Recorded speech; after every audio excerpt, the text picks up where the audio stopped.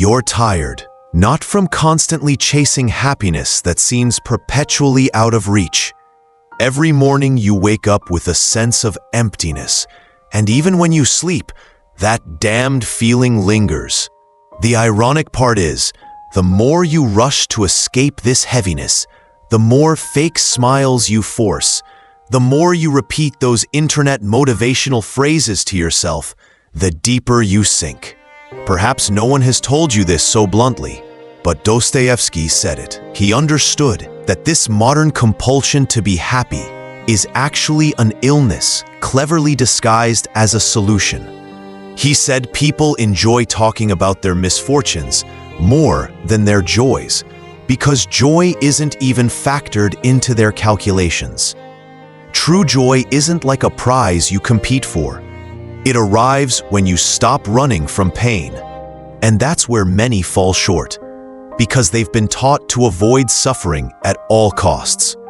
We numb ourselves with pointless distractions, empty prayers, and unattainable goals.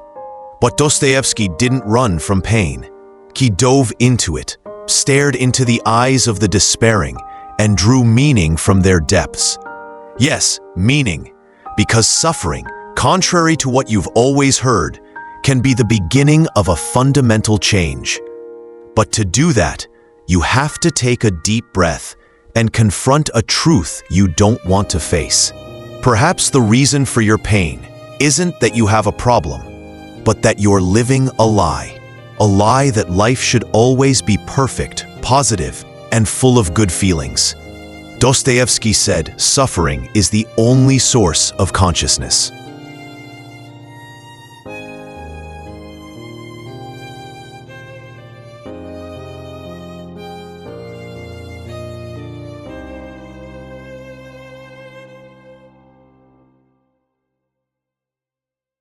Maybe that's why you're watching or listening to this now, because deep down, you know this chase for happiness is a game.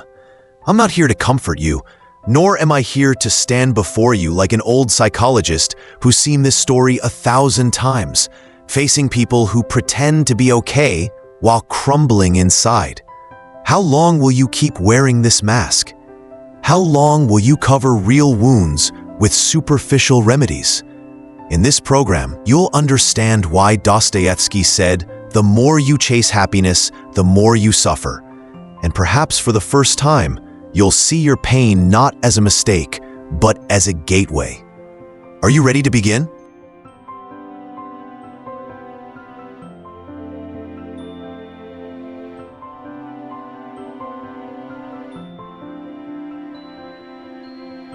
Today, being happy has become an obligation everywhere.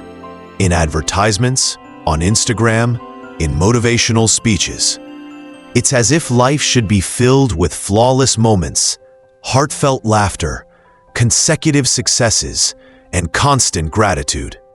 But sadness, doubt, fatigue, they've all become signs of personal failure.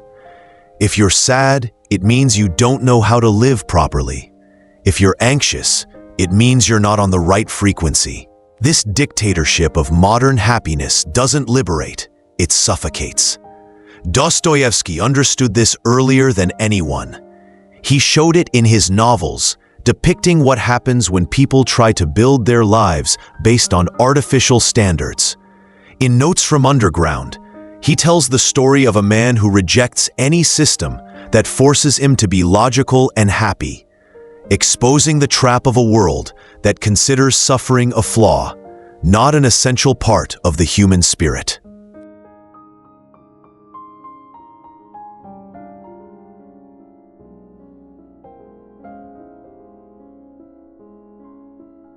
Humans do want to create, but they want to destroy just as much. Why? Because they have will, because they are free. Perhaps what destroys us isn't suffering itself, but its denial. Look at life now. We've created a world where everything must be beautiful, efficient, and positive. Instagram is full of people who seemingly never feel sad. Everyone is purposeful, with healthy routines and high self-esteem. But this is just a mask, because when night falls and the commotion subsides, only those true selves emerge. Dostoevsky called this silence the depths of the soul, a place where artificial happiness tries to cover up the truth with commonplace phrases.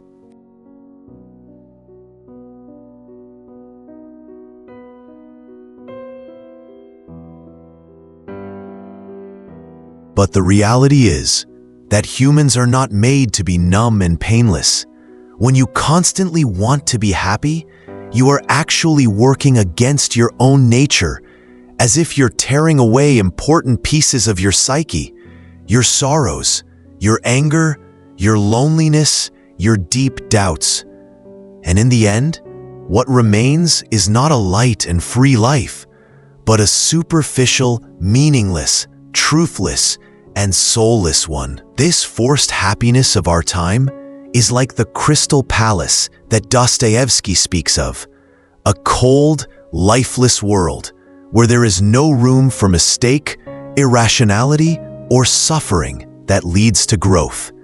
He knew that the human soul is full of turmoil, full of contradictions, and unpredictable, and that trying to fit everything into a mold of ideal happiness means draining the soul from within. Perhaps this is why, despite living in the 19th century, he understood our time better than many modern thinkers, because he dared to say that chasing happiness can be a sign of despair, and that sometimes a cry of pain is more real than a forced smile.